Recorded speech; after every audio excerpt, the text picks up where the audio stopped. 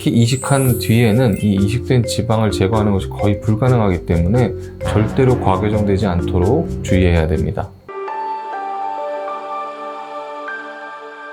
오늘은 눈이 꺼짐을 교정하는 수술 방법인 지방이식과 지방재배치에 대해서 말씀드리도록 하겠습니다. 먼저 꺼진 눈 지방이식입니다.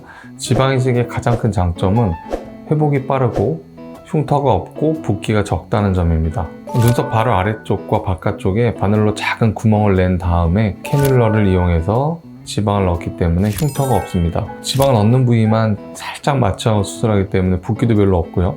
쌍꺼풀이 이미 있어서 추가적으로 눈이 꺼짐만 교정하고 싶을 때, 아니면 쌍꺼풀을 비절개로 시행할 때 부가적인 수술로 시행할 수 있고, 상안검 쪽에 안화지방이 전혀 없어서 지방재배치를 시행할 수 없을 것으로 예상이 되거나, 아니면 이미 이전에 상안검 지방재배치를 시행한 경우에 보조적인 수술로도 시행할 수 있습니다. 하지만 지방을 이식하는 수술이기 때문에 당연히 100% 생착되기는 어렵습니다. 사람마다, 횟수마다, 심지어 오른쪽 왼쪽마다도 생착률의 차이가 있을 수 있습니다. 얼굴 지방 이식과는 다르게 지방 입자를 아주 곱게 자르는 과정을 거치게 되고, 여러 번 정제 과정을 통해서 지방의 입자의 밀도도 훨씬 높여서 이식을 하게 되지만, 피부가 아주 얇은 경우에는 이식 후에 약간의 굴곡이 느껴지는 경우도 있습니다. 또 지방을 이식하는 부위가 쌍꺼풀 바로 위쪽이 아니라 눈썹뼈 바로 아래쪽, 제일 깊은 부위이기 때문에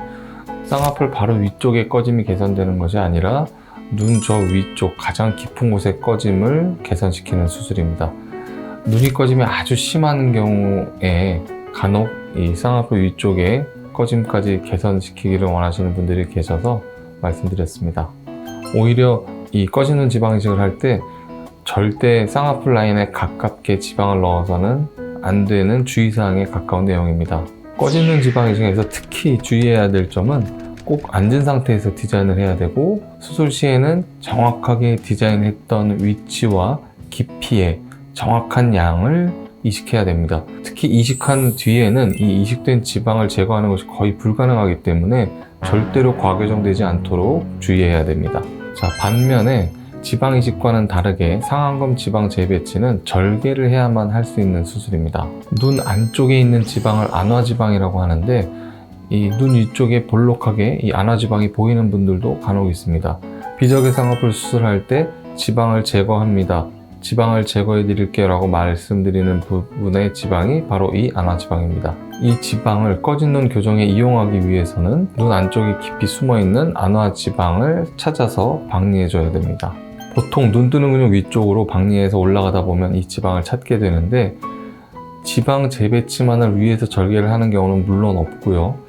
절개 쌍꺼풀 수술을 하거나 눈매 교정 수술을 하면서 보조적인 수술로 시행하게 됩니다. 이 안쪽에 있는 안화지방을 찾아서 박리를 해서 눈이 꺼짐이 제일 심한 부위에 위치를 시켜서 고정하게 됩니다. 상안검 지방 재배치의 가장 큰 장점은 혈관이 연결된 채로 지방을 옮겨주기 때문에 거의 다 살아남는다는 점. 두 번째는 정확하게 원하는 위치에 고정이 가능하다는 점입니다. 또 마지막으로 비교적 쌍꺼풀 라인에 가까운 곳에 고정시키기 때문에 전체적인 안화지방의 양에 비해서 볼륨 교정 효과가 크다는 점입니다. 하지만 단점도 있습니다. 이 안화지방은 눈 안쪽 깊은 곳에 위치하기 때문에 직접 수술하면서 확인하기 전까지는 이 정확한 안화지방의 양과 볼륨을 예측하기가 어렵습니다. 그래서 수술을 하면서 이 양을 확인할 수밖에 없고, 수술 후에 교정이 어느 정도 되었더라도 시간이 지나게 되면 이 안화지방의 양 역시, 볼륨 역시 조금씩 줄어들게 됩니다. 그래서 수술 후에 교정이 좀 덜 되었거나, 아니면 수술하고 시간이 한참 지나서 다시 눈 꺼짐이 재발하게 된다면 추후에 상안검 지방 이식을 통해서 눈 꺼짐을 추가적으로 교정할 수 있습니다. 자, 오늘은 눈이 꺼짐이 있을 때 지방 이식 또는 지방 재배치를 통해서 교정하는 수술 방법에 대해서 말씀드렸습니다.